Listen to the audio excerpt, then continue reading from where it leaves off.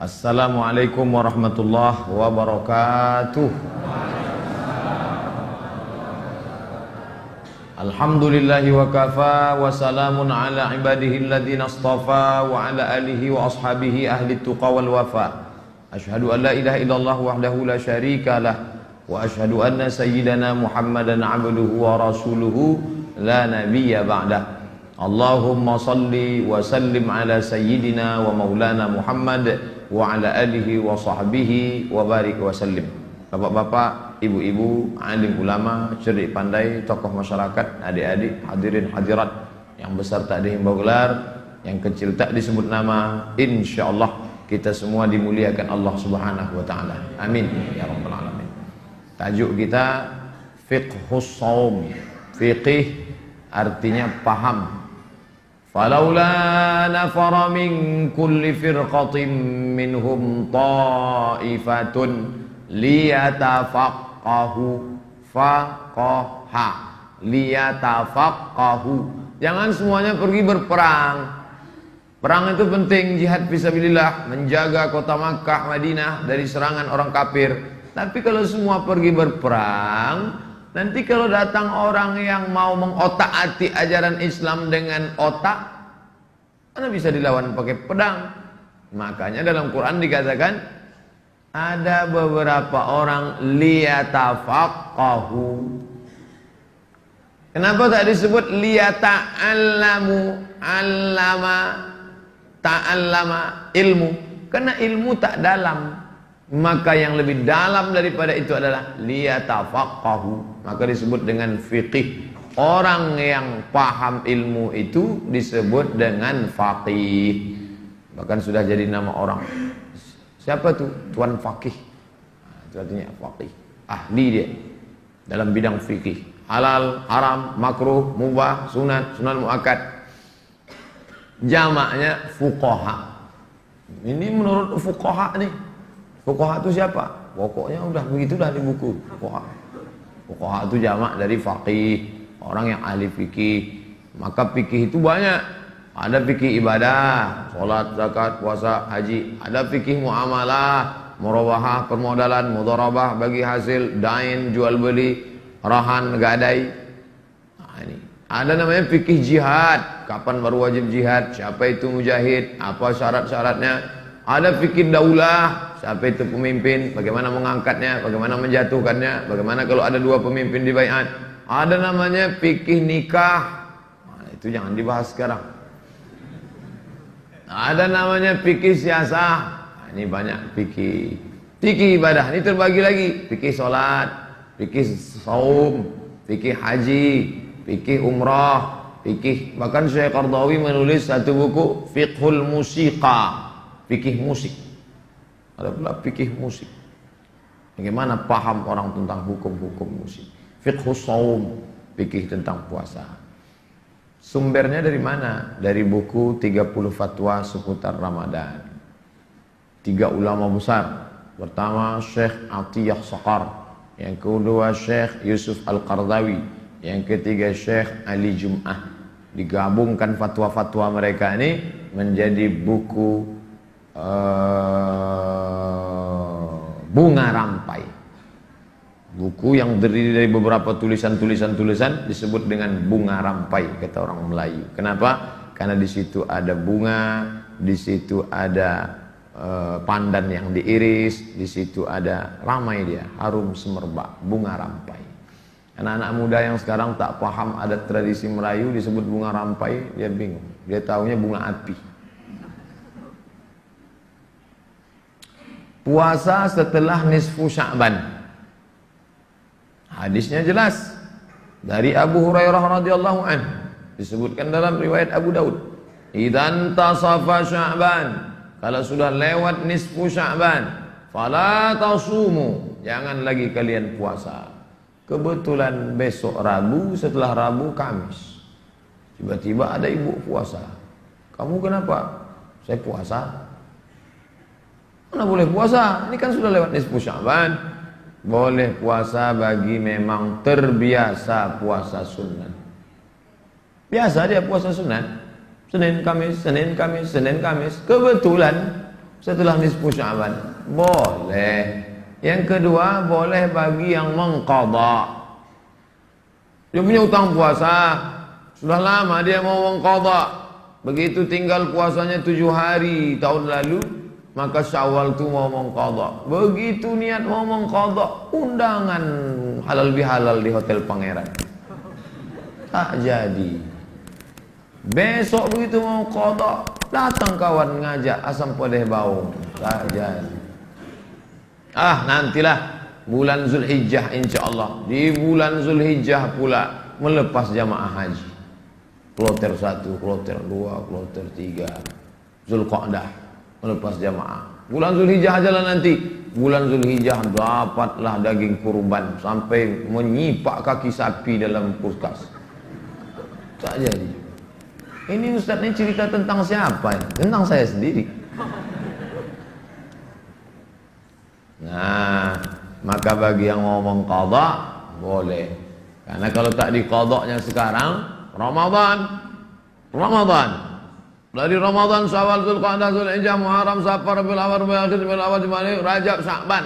Limit waktu. Tak diqadhanya sampai Ramadan. Setelah Ramadan nanti dia sudah kena denda. Kalau digantinya dari Ramadan ke Ramadan, qadha saja. Tapi kalau sudah lewat Ramadan, qadha plus fidyah. Kena denda. Kena denda. Jadi bukan kantor pajak aja kena denda. Enggak lah.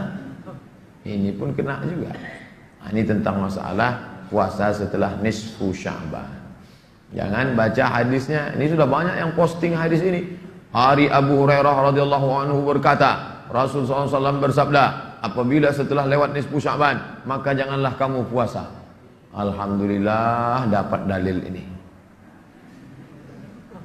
Memang dia diajak suaminya puasa. Tunjuknya, tengok nih bang, tak boleh lagi kita puasa. Kata suaminya, iya juga ya. Jadi kalau melanjutkan puasa sunat boleh, mengqadha boleh. Berpuasa karena melihat hilal. Sumu li ru'yatih, berpuasalah karena kalian menengok hilal. Waftiru li ru'yatih, berhari rayalah juga karena menengok hilal. Fa in ghubbiya 'alaikum, kalau tertutup awan, fa'akmilu iddata Sya'ban salasin, sempurnakanlah Sya'ban salasin. Salasah 3, salasin 30. Sempurnakan Sya'ban 30. Memangnya kita berapa Sya'ban nih Pak Ustadz? Hari Jumat 29 Sya'ban. Kalau petang Jumat tak nampak anak bulan, sempurnakan Sya'ban 30. Maka Sabtu pagi masih ada nasi uduk. Tapi kalau petang Jumat nampak anak bulan, maka Sabtu pagi kita puasa. Simple, sederhana. Bagaimana cara menengok anak bulan? Pergilah ke tepi pantai Pariaman, manca lihat anak bulan. Lain nampak hilal tadi, yuk. Hilal nan laki rumah awal. Maka kalau di gurun pasir, ini Maroko, ini Mauritania. Dari Maroko ke Mauritania ada gurun di tepi Samudra Atlantik, padang pasir, namanya Sahara. Sahara kata orang Arab. Orang Barat payah menyebut Sahara. Apa kata dia? Sahara. Like snow on Sahara.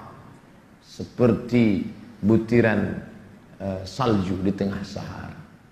Gurun Sahara. Maka diutuslah oleh Raja Maroko tim mengintai anak bulan. Kalau menengok matahari ke timur pagi, kalau menengok anak bulan ke barat petang, saat tenggelam matahari nampaklah anak bulan. Dia tak lama, sekejap saja, bentuknya macam bulan sabit. Kalau bulan itu bulat namanya Badar. Badr. Kalau bulan itu bentuk sabit namanya hilal.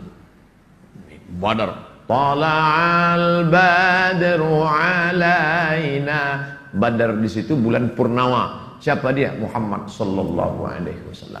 Dia itu diibaratkan bulan purnama di tengah malam gelap gulita. jahiliyah, tiba-tiba datang bulan purnama.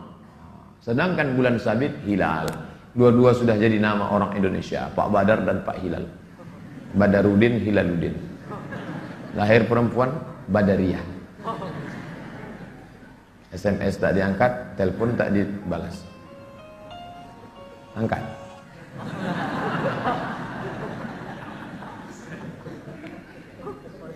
Nah, tapi kan Pak Ustadz sekarang katanya tak bisa menengok dengan mata telanjang, mata kepala ini. Maka dibantu dengan alat teropong. Ilmu yang mengatasi melihat ini namanya ilmu falak. Bahasa Arabnya ilmul falak. Di Fakultas Syariah UIN Suska dipelajari ilmu falak. Pakar ilmu falak Provinsi Riau itu Dr. Hajar Hasan, Dewan Syuriah NU Riau, termasuk Ketua MUI Riau. Sedangkan ilmu ini dalam bahasa barat disebut dengan astronomi. Bedanya dengan astrologi, kalau astronomi ilmu peredaran benda-benda planet, matahari, Neptunus, Merkurius, Pluto, Mars, peredarannya ini disebut dengan ilmu astronomi. Sedangkan pengaruh bulan-bulan terhadap nasib disebut astrologi. Yang didalami itu astronomi. Astrologi kafir. Wow. Bila Anda lahir saat pertemuan dua planet, rezeki Anda lancar, bintang Anda Taurus. Itu kafir itu. Karena rusak akidahnya kepada Allah. Datangnya dari mana? Dari Romawi kuno dan dari Yunani. Maka yang dipelajari itu adalah ilmu astronomi, ilmu falak. Jadi kalau ada kamu kuliah di mana? Di Bandung. Jurusan apa? Astronomi. Mantap. Oh, ngapain belajar astronomi? Masuk neraka nanti belajar astronomi. Untuk membantu dia yang tahu bagaimana azimut, berapa derajat di atas ufuk hilal. Ternyata setelah dipelajari, ini hari Jumat kira-kira jam 3 sore, ketinggian hilal 8 derajat. 8 derajat. Sedangkan sepakat 6 negara, Indonesia, Asia Tenggara, Indonesia, Brunei Darussalam, Malaysia, Singapura, Patani, Thailand Selatan, dengan Moro, Filipina, yang muslim-muslimnya, sepakat 2 derajat di atas ufuk itu sudah hilal. 2 saja, kecil 2 derajat itu sudah dianggap hilal. Tiba-tiba belakangan muncul dari pakar ilmu astronomi, katanya hari Jumat itu nanti 8 derajat. Jadi besar kemungkinan 99,9% bahwa kita hari raya Sabtu. Tapi tetap menunggu sidang isbat. Isbat artinya penetapan 1 Ramadan, yaitu petang Jumat malam Sabtu. NU, Muhammadiyah, Perti, Persis, Al-Irsyad, Nahdlatul Watan, itu bersidang nanti berdasarkan penampakan anak bulan, dibantu oleh astronomi yang mengatakan bahwa petang tadi sudah tertampak hilal 8 derajat. Dengan ini dinyatakan bahwa malam ini sudah masuk 1 Ramadan. Biasanya live TV One. Jangan tengok di Metro Tipu. Kafir punya. Nah, ini tentang masalah menengok ini. Dulu orang-orang menengok anak bulan ini pergi ke pantai, pergi ke gurun pasir. Kita dua-dua tak punya, gurun tak punya, pantai tak ada. Takkan pergi ke pantai danau buatan. Maka untuk melihat anak bulan ini sudah dibeli Pemprov, pemerintah Provinsi Riau, teropong dipasang di gedung tertinggi Jalan Sudirman sana. Harganya 50 juta. Sejak dibeli sampai sekarang belum pernah nampak anak bulan. Nanti tengoklah, sore Jumat sudah banyak yang update status itu. Oh, sambil nengok anak bulan. Tengoklah status dia, sedang mengintai anak bulan, menantikan Ramadan. Marhaban ya Ramadan. Tulis saja, kami udah tahu kalian tak nengok. Gaya-gaya aja. Dari mana Ustaz tahu mereka tak menengok? Cobalah perhatikan sidang isbat. Seumur-umur sidang isbat. Saya pulang dari Maroko 2008 sampai sekarang. Belum pernah lagi kita dengar berdasarkan penampakan anak bulan dari Pekanbaru. Benar. Berdasarkan penampakan anak bulan dari Teropong Cilincing. Berdasarkan penampakan anak bulan dari Teropong dari wilayah timur Indonesia. Yang melihat itu bukan asal mengaku-ngaku saja, saksi tersumpah, wallahi tallahi billahi, bahwa saya sudah menengok anak bulan. Kesehatannya diperiksa, mana tahu dia error. Matanya diperiksa, bukan asal mau bersaksi saja. Pernah diperiksa satu, rupanya dia sudah tua, bukan nampak, tak ada yang lain nampak, dia sendiri aja katanya nampak. Rupanya bulu matanya gugur. Dia bilangnya hilal. Ya, saya hilang. Jadi maka diperiksa baik-baik. Nah, saya anggota Komisi Fatwa Provinsi Riau. Komisi Fatwa diisi oleh para pakar-pakar agama, tapi tidak bisa lagi sekarang ijtihad tunggal sendiri, tak bisa. Namanya ijtihad rombongan, majma' fiqih, lembaga, kolektif, orang banyak. Untuk menentukan apakah lipstik haram atau tidak aja tak bisa satu ustaz. Ustaz, halal tak ini? Tengok ustaz. Entahlah. Maka diperiksa oleh BPOM, Badan Pengawas Obat dan Makanan. Balai diperiksanya. Oh, ini ada lemak babi ini, kata dia. Tak boleh ini. Jadi saya sudah pakai samak lah bibir tu. Siram 6 kali pakai air biasa, air lumpur sekali. Bagaimana kalau pakai sikat gigi pakai bulu babi? Kumur-kumur lah pakai air lumpur. Sama. Makanya jangan beli sikat gigi yang mahal-mahal punya orang barat itu. Makin mahal dia pakai bulu babi. Cabut, bakar. Kalau tercium bau rambut, nah itu dipakai bulu babi itu. Nih pentingnya. Dari astronomi sampai ke babi, coba yang. Nah, kalau ditetapkannya nanti malam itu, biasanya menjelang sholat isya jam 7 udah tetap, supaya orang selesai isya bisa tarawih. Maka selesai, habis sidang isbat. Bolehkah puasa mengikuti hilal negara lain? Saya tak maulah ikut penetapan MUI. Saya tak percaya sama MUI itu. Saya maunya dari Arab Saudi aja lah. Tak bisa. Tak bisa. Karena satu negeri itu bisa ada 2 kali. Bolehkah puasa mengikuti hilal negara lain? Tak boleh. Karena berbeda negeri, beda penampakan hilalnya. Pekanbaru mau ikut Saudi Arabia, ya tak bisa. Jarak Pekanbaru ke Makkah 9.000 km. Bukan dekat. Tak percaya, ukurlah sendiri. 9.000. Dari Pekanbaru ke Medan 600 km. Bisa beda. Oleh sebab itu maka kata Syekh Ali Jum'ah, nama kitabnya Al-Bayan Lima Yushghilul Azhan. Al-Bayan penjelasan, Lima Yushghilul Azhan, tentang perkara-perkara yang menyibukkan pikiran. Sibuk. Maka dijelaskan oleh Maulana Syekh Ali Jum'ah dalam cetakan 1 Kairo Al-Muqattam 2005 halaman 226, kata dia tak bisa kita ikuti ru'yah negeri kita. Jangan ikut Saudi Arabia. Pokoknya ikut Makkah. Kita kan sholatnya ngadap Makkah, maka puasa ikut Makkah. Oh kalau gitu sholat Jumat ikut Makkah lah. Jam 12.30 di sini, di Makkah baru jam 8.30.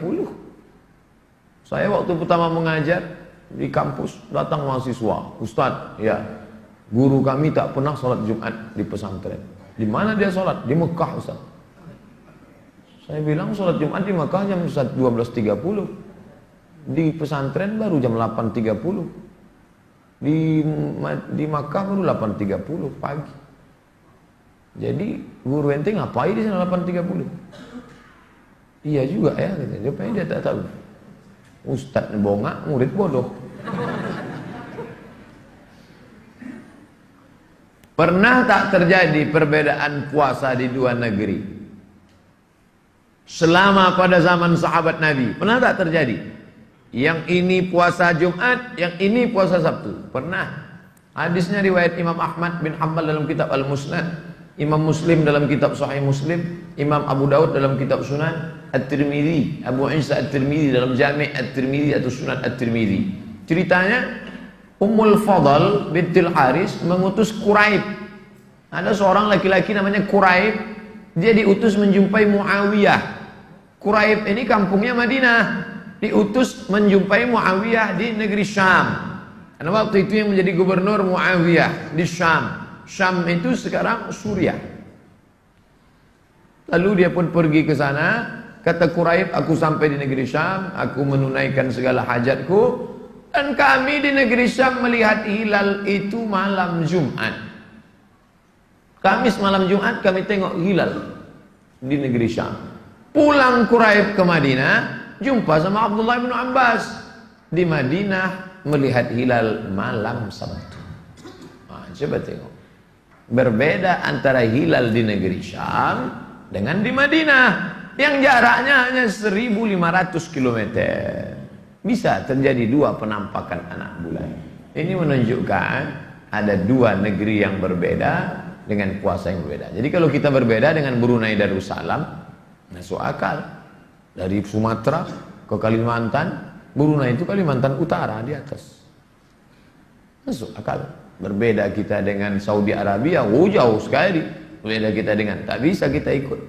Pernah terjadi pada zaman Sayyidina Abdullah ibn Abbas radhiyallahu anhuma. Negeri Syam malam Jumat, Madinah malam Sabtu. Yang tak pernah terjadi di zaman sahabat itu, sama-sama di Madinah puasanya lain. Nah itu saja. Adapun berbeda kota itu pernah terjadi. Bagaimana kalau lupa niat puasa waktu malam itu? Setelah pengumuman, dia pun salat tarawih, dia pun apa segala macam, habis itu dia pun tertidur, tiba-tiba azan subuh. As-salatu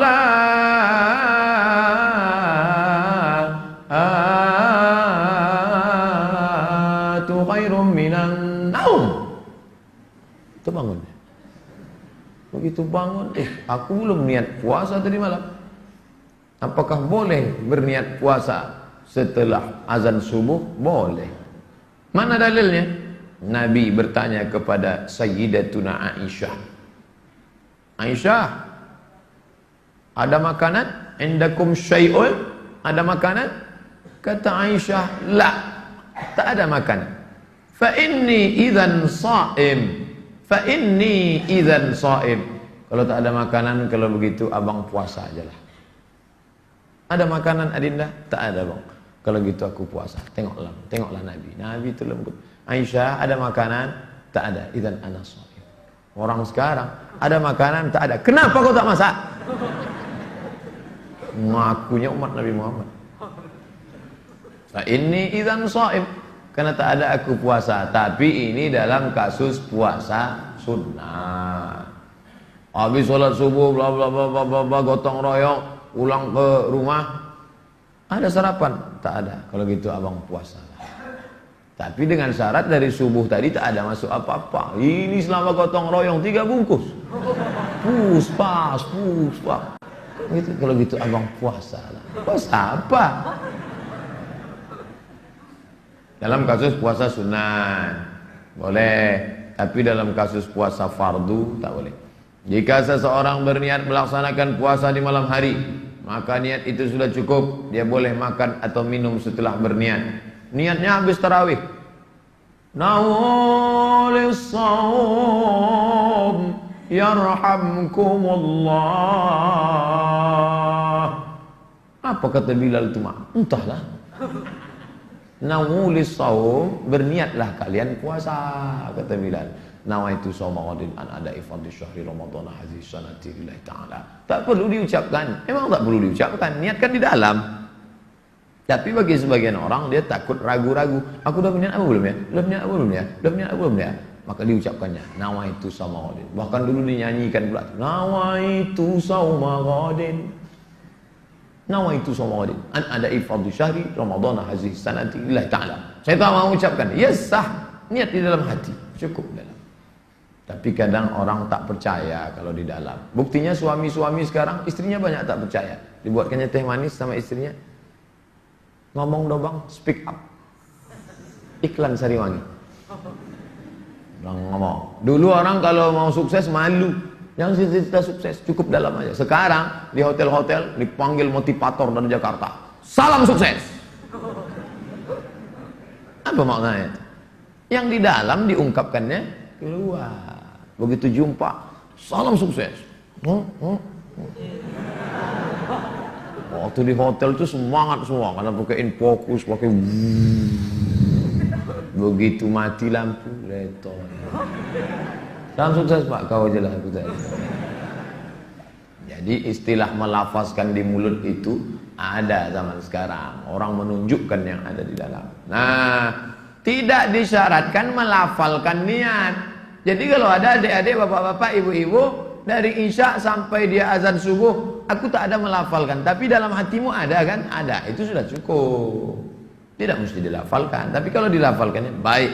Jika seseorang sudah bertekad dalam hatinya untuk melaksanakan puasa, itu sudah cukup. Meskipun hanya sekedar bangun pada waktu sahur berniat. Bangun dia, diminumnya air, cukup. Atau diambilnya kolak, diambilnya apa, makan dia, cukup. Atau tidak sama sekali. Tapi yang paling bagus bersahur. Tasahharu, bersahurlah. Fa inna fis sahuri barakah. Karena dalam sahur itu ada barakah. Apa berkah sahur? Membiasakan bangun malam untuk tahajud. Allah bisa karena biasa. Bangun malam, bangun malam, bangun malam, bangun malam, bangun malam, bangun malam, 30 malam. Terbiasa. Pas malam Idul Fitri, subuh pun tinggal. Gagal Ramadan. Itu makna sahur. Yang selama ini suaminya ada, istrinya tak ada. Istrinya ada, suami tak ada. Suami istri ada, anak tak ada. Maka pada waktu sahur ketemu semua. Anak papa sudah besar ya. Gimana kuliahnya? Anak mama cantiknya gimana? Kumpul bersama. Ada barokah sahur. Yuk kita foto bareng yuk. Yang sama orang aja bergambar. Sama bini orang bergambar. Ini penting. Lalu kemudian supaya tak tinggal sholat subuh berjamaah. Wabil ashari hum yastaghfirun. Pada waktu sahur banyak-banyak beristighfar. TV mati, HP mati. Astagfirullah. Meleleh air mata mengenang dosa yang begitu banyak. Astagfirullah Rabbal baraya. Apa yang abang sedihkan bang? Sedih betul aku. Apa yang abang ingat? Mantan. Apa? Aku banyak dosa dulu Adinda. Kau bukan yang pertama, tapi kau pasti yang terakhir. So sweet katanya. Tapi mangkuk hampir melayang. Nah, lalu kemudian apa hukum gosok gigi? Banyaklah Ustaz, apa gosok gigi? Dianjurkan menggunakan siwak sebelum zawal. Zawal tergelincir matahari azan zuhur. Pagi 6, 7, 8, 9, 10, 11, 12 sebelum itu dianjurkan siwak. Tak ada pasta sama sekali. Saya ada siwak, di kendaraan itu ada siwak. Adapun setelah kegelinciran matahari, ahli fikih berbeda pendapat. Sebagian mereka mengatakan makruh. Setelah kegelinciran matahari makruh gosok gigi. Kenapa? Wallazi nafsi biyadihi, demi yang jiwaku berada dalam genggaman kuasa Allah. La khalufu famis shaim atyabu innallaha min ri'il miski. Mulut orang puasa lebih harum daripada harum semerbak kasturi. Hadis Sahih Al-Bukhari dari Sayyidina Abu Hurairah radhiyallahu anhu. Menurut pendapat ini, harum semerbak kasturi tak baik kalau dihilangkan. Maka biarkan saja. Tapi jangan dipahami makin busuk makin harum. Akhirnya dia tak gosok gigi selama seminggu. Kau kenapa tak gosok? Harum kasturi lebih harum. Kau mau? Tetap gosok gigi habis makan sahur, tetap gosok. Tapi setelah zuhur jangan lagi. Ini setelah zuhur jam 2, jam 3, jam 4, jam-jam kritis. Disitulah dia gosok pakai mentol pula. Begitu waktu masuk kamar mandi lesu. Begitu keluar salju turun. Bunga-bunga. Oh, jangan rusak puasa. Bagaimana puasa ibu hamil dan menyusukan anak? hamil. Wajib qada saja kata mazhab Hanafi. Ibu hamil qada saja. Titik. Ganti saja.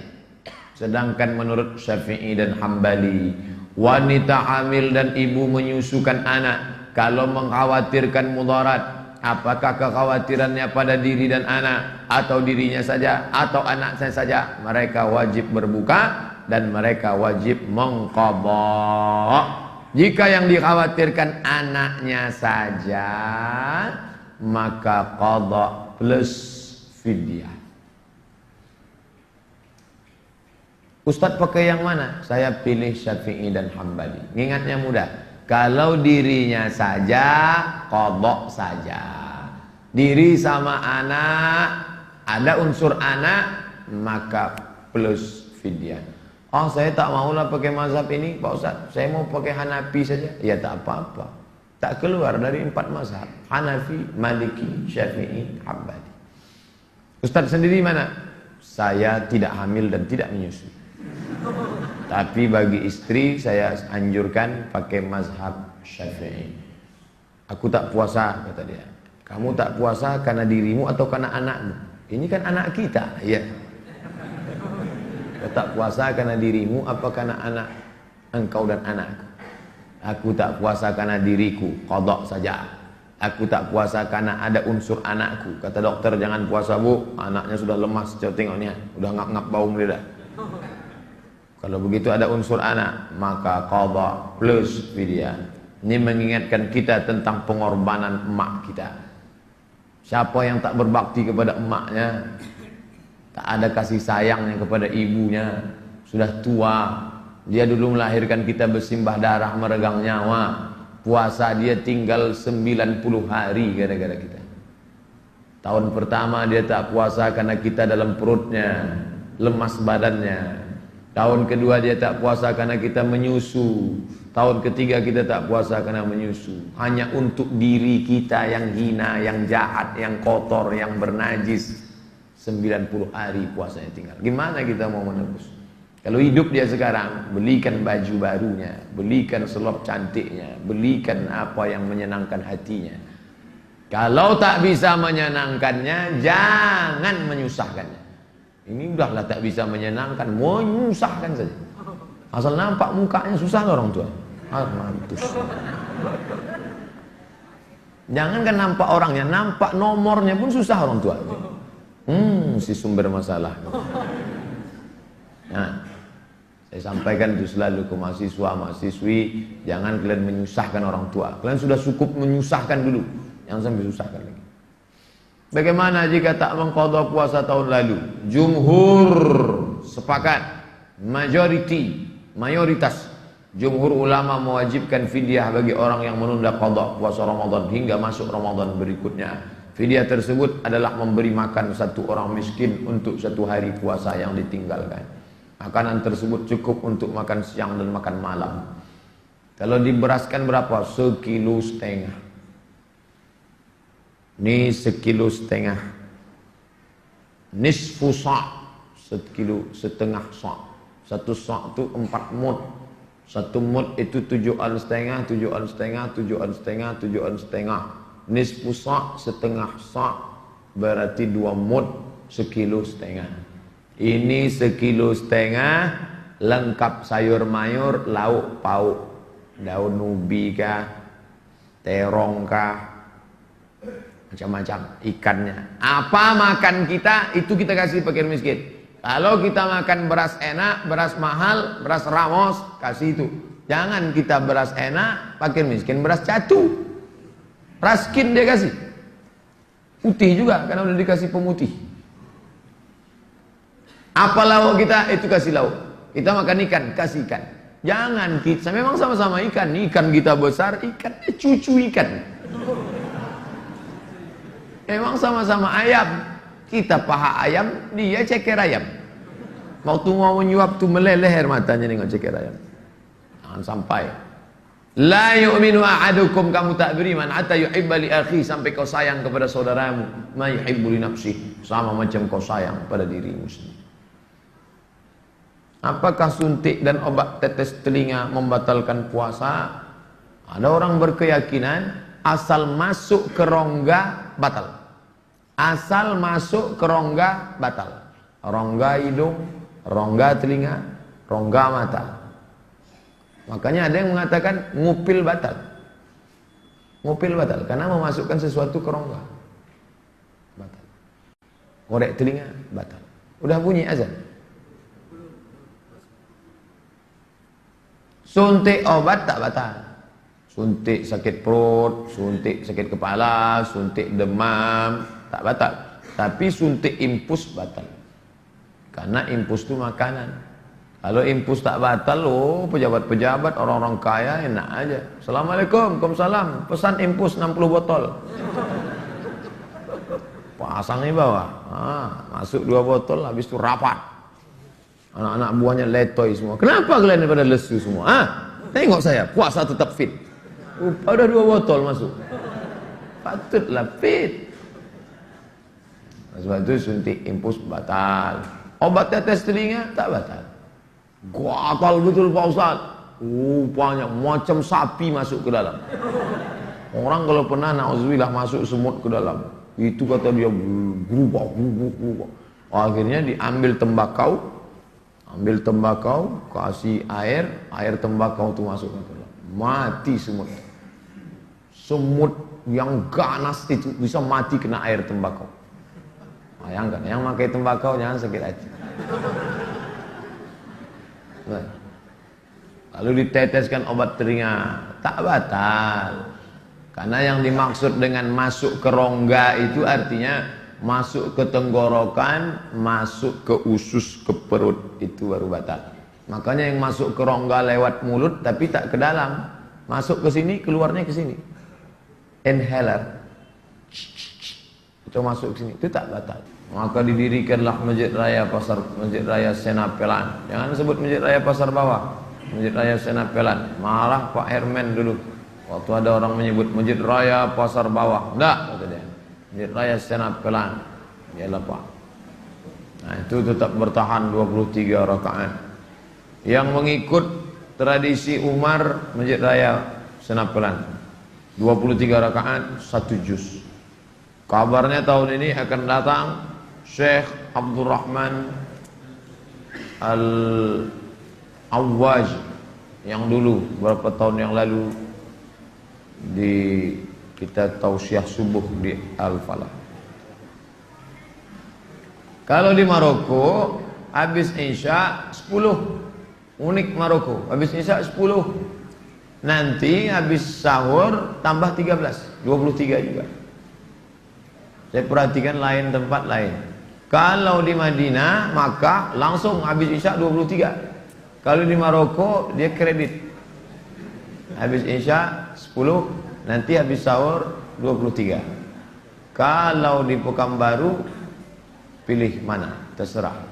Saya malam ini 8 aja lah Pak Ustaz, capek betul. Oke, besok malam 23 lah, terserah. Baik. Yang penting sholat tarawih. Yang paling parah anak-anak gadis, anak-anak lajang membonceng-bonceng dari Kulim, dari Panam, 2 rakaat di atas, 18 di bawah. Jangan kasih anak gadis sholat tarawih di An-Nur kalau bonceng-bonceng. Mau kemana? Sholat sama pacar. Tak ada itu, maksiat, dosa. La talbisul haqqa bil batil. Jangan kalian campur yang hak dengan batil. Apakah boleh suami melarang istri sholat tarawih ke masjid? Laki-laki tak berhak melarang istrinya pergi ke masjid. Jika istrinya ingin pergi ke masjid, tidak ada larangan. Imam Muslim meriwayatkan, la tamna'u ima Allah masajid Allah. Jangan kamu larang hamba Allah yang perempuan kalau mau datang ke masjid rumah Allah. Tak boleh. Biarkan dia ke masjid. Tapi ada hadis mengatakan lebih baik sholat dalam pekarangan, lebih baik sholat dalam rumah, lebih baik sholat dalam kamar, lebih baik dalam tempat yang sempit. Pekarangan, rumah, kamar sempit. Betul, hadisnya sahih. Tapi dalam kasus kapan? Ketika terjadi fitnah, tak boleh perempuan ke masjid. Di Palestina tak boleh perempuan ke masjid, takut ditangkap tentara Israel. Tapi di Masjid Nurul Islam ini, apa ada tentara Israel di balik dinding menunggu? Ada di balik. Maka di Suriah tak boleh. Perempuan kalau kemudian nanti ditangkap tentara Bashar al-Assad laknatullah alaih. Apakah boleh berzikir, bertasbih, berselawat di sela-sela tarawih? Assalamualaikum warahmatullahi. Assalamualaikum warahmatullahi. Subhanal malikil ma'bud, subhanal malikil mawjud, subhanal malikil hayyil ladzi la yanamu wa la yamutu wa la yafutu abada. Subuhun quddus rabbuna wa rabbul malaikati war ruh. Boleh apa tak boleh? Pemisah antara 2 atau 4 rakaat tersebut sama seperti yang dilakukan penduduk Makkah. Dulu mereka melaksanakan tawaf 7 putaran. Selesai tawaf mereka, subhanallah walhamdulillah wa la ilaha illallah wallahu akbar. Subhanallah walhamdulillah. Yang tak sanggup tawaf, baca Quran. Bismillahirrahmanirrahim. Yang tak sanggup baca Quran, pejamkan mata, berzikir subhanallah. Di sela-sela tarawih boleh, tak masalah. Itulah yang membuat orang Madinah menambah jumlah rakaat tarawih lebih dari 20 rakaat, mengganti tawaf terus. Jadi sela-sela kosong itu terserah, mau ditambah salat pendek, mau ditambah salawat, mau ditambah zikir, karena dia tidak menambah-nambah salat, karena dia di luar salat. Begitu kata Syekh Atiyah Soqar dalam Fatwa Al-Azhar. Hanya saja dari mulai sekarang ada waktu 3 malam lagi, malam Rabu, malam Kamis, malam Jumat, supaya panitia Ramadan membuatkan kertas yang dilaminating. Nanti dibaca Bilal malam. Subhanal malikil ma'bud. Karena banyak Bilal yang tak punya acuan, dia buat-buat sendiri. Allah ma'bud. Allah ma'bud. Imamnya lambek, makmumnya cabut. Ini kan banyak nih anak-anak muda nih buat grup selawat 3 orang. Besok ente, aku ya. Allahumma salli ala sayyidina wa maulana Muhammad. Allahumma salli wa sallim alaih. Grup 1. Anak siapa yang grup 1? Anak saya. Hebat anak bapak. Iyalah, siapa dulu bapaknya? Bapak yang melatih? Enggak, guru ngaji. Bapak pandai pesawat? Enggak. Maka bagus buat grup. Jadi anak-anak muda ini dilibatkan dalam kepengurusan.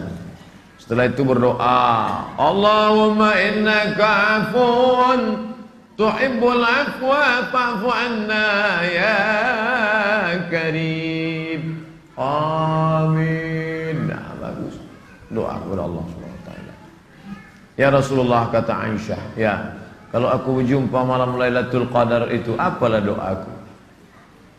Kau baca ini Aisyah. Allahumma innaka afuun tuhibbul afwa fa'fu anna. Ya Allah, engkau cinta kepada maaf, engkau pun maafkan aku. Tak ada guna banyak amal kalau banyak dosa. Maka minta maaf kepada Allah, Allah memaafkan. Maka dia. Kapan sebetulnya? Menurut Abu Hanifah boleh bayar zakat fitrah sebelum masuk Ramadan. Menurut Imam Syafi'i dibayarkan dari sejak awal Ramadan. Awal Ramadan panitia sudah buka, silakan. Menurut Imam Malik dan Ahmad 1 hari 2 hari sebelum Idul Fitri. Kalau dipakai Abu Hanifah terlalu lama, sempat habis berasnya dah. Kalau dipakai pula Imam Malik sama terlalu cepat. Mau dekat-dekat genting, panitia sudah sibuk. Kapan lagi membayarnya, kapan lagi membaginya, kapan lagi ngaturnya. Maka pendapat yang pertengahan Syafi'i, dari awal atau pertengahan atau 10 hari menjelang. Begitu sudah 2 hari, kami hanya menerima zakat fitrah sampai tanggal 28 titik. 28 malam 29 kami bagi, 29 pagi kami balik kampung. Selesai. Mantap. Apakah boleh bayar zakat dalam bentuk uang? Mazhab Hanafi boleh. Tapi Maliki, Syafi'i, Hambali mesti quts al-balad, makanan pokok. Faradha Rasulullah sallallahu alaihi wasallam sa'an min tamrin. Nabi mewajibkan bayar zakat fitrah 1 sa' tamar. Qamh gandum, tamar korma, qamh gandum, zabib korma kecil yang dijemur kering. Aqid susu kambing ditampung di talam tipis, jemur. Kita menyebutnya mentega atau keju kering. Nah, 4 itulah makanan pokok orang Makkah, Madinah. Adapun kita makanannya nasi, maka bayar beras. Ustadz Somad selama pulang dari Maroko, Ramadan 2008, Ramadan 2009, 2010, 2011, 12, 13, 14, 15, 16, 17. Ini Ramadan saya yang ke-10 nih. Saya tak pernah bayar pakai duit. Saya bayar pakai beras. Singgah ke warung Simpang Sukakarya, ada warung sebelah kiri, urang awak bana. Belanja di tempat orang Islam, jangan belanja tempat orang kafir. Belanja tempat orang Islam. Itu langganan saya beli beras. Pak, bare, merek apa Ustaz? Kudolawi. Beli 3 karung, masukkan ke plastik. 3 kilo, 3 kilo, 3 kilo. Saya bayar 3 kilo. Karena saya memilih pendapat 1 sa' 4 mud, 1 mud 7 on setengah. 7 on setengah, 7 on setengah, 7 on setengah, 7 on setengah. Pas 3 kilo. Tapi saya tak menyalahkan yang berpendapat 2 kilo setengah. Andai berlebih terhitung sedekah, andai kurang na'udzubillah. Maka saya beli 3 kilo. Ini zakat fitrah saya tahun ini. Saya pakai beras. Tapi saya tak menyalahkan yang pakai duit. Yang mau pakai duit, bayar pakai duit. Yang mau pakai beras, bayar pakai beras. Yang tak betul, dari rumah bawa duit, beli beras di masjid. Tidak betul. Dibuatnya beras 2 kilo setengah. Aku beli beras ini dengan harga 25.000 tunai. Ini beras punya aku ya? Ya. Aku bayarkan zakat fitrahku tahun ini tunai. Aku beli lagi, ya. Aku bayarkan untuk istriku tunai. Aku beli lagi, ya. Aku bayarkan untuk anakku tunai. Anak pertama, anak kedua, anak ketiga, anak keempat. Lama-lama kuyak bareng. Ini tak betul. Karena ketika beras itu sudah dibayarkan, aku bayarkan zakat fitrahku tahun ini tunai, diambil oleh si amil, maka beras itu tak boleh dijual si amil. Itu kan beras fakir miskin. Mana berhak dia jual? Kecuali si amil itu memang tukang jual beras. Dia memang punya kontainer beras di belakang. Udah dikumpulnya 2 kilo setengah. Itu bisa dibeli. Tapi kalau tidak, maka bayar mau pakai duit, duit aja. Kalau mau pakai beras, beras aja. Jangan dari rumah bawa duit, beli beras di masjid. Itu tak betul. Yang lalu-lalu Pak Ustadz, banyak-banyak istighfar lah. Man mata, siapa yang meninggal, wa alaihi siyamun, punya utang puasa, shoma anhu waliyuhu, maka ahli warisnya wajib menggantikan puasanya. Ini hadis. Tak paham hadis, tengok syarah.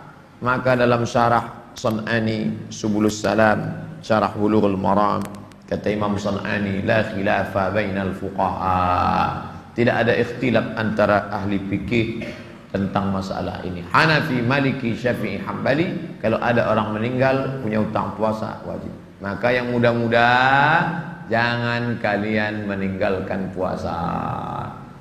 Bagi yang sudah tua, mengqadha puasa.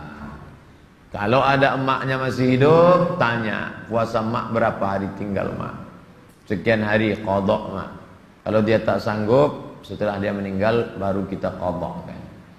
Ini yang berceramah ini pandai ngomong aja atau sudah diamalkan? Emak saya sudah saya tanya, berapa tinggal? Ganti. Dalam cara menggantinya mudah, puasa Senin Kamis, tapi niatnya qadha. Niat qadha hari Senin, qadhanya lunas, dapat pahala Senin. Itu motivasi. Niat qadha hari Kamis, qadhanya lunas sehari, dapat pahala hari Kamis. Kalau setahun dia istiqamah Senin Kamis, Senin Kamis, Senin Kamis, Senin Kamis, 10 bulan, 80 hari, lunas. Insyaallah 5 tahun ini lunas. Badan sehat, makanan tak terlalu banyak habis, bisa pula mengirit. Tuh kolesterolnya terjaga, gula darahnya terjaga, tak akan banyak. Pokok pangkal dari segala penyakit-penyakit itu makanan. Al-ma'idatu baitud da'. Perut lambung itulah sarang segala penyakit. Makanya Nabi itu makan sedikit. Orang kita sedikit-sedikit makan. Sedikit-sedikit makan. Oleh sebab itu maka bagus puasa qadha. Tapi kalau tak tahu catatannya, apa boleh buat? Ramadan diisi dengan apa? Nah, ini sudah habis fikih puasa. Itulah dia 30 menit setelah Isya, 40 menit dari maghrib ke Isya. 40 tambah 30 sama dengan 70 menit. Itulah kaji kita malam ini. Kultum, kuliah 70 menit.